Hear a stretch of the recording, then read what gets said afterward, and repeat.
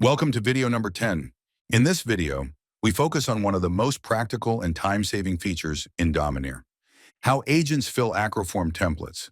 Templates are added through the Access app where administrators register and manage approved document templates. Once registered, these templates become available to agents who have the Fill Template tool. When you ask an agent in chat to generate a document, the agent queries the knowledge graph to gather all the relevant data from a matter and its related people, companies, dates, financials, and other connected records. It then uses the template filling tool to intelligently map that live data into the correct fields of the chosen template.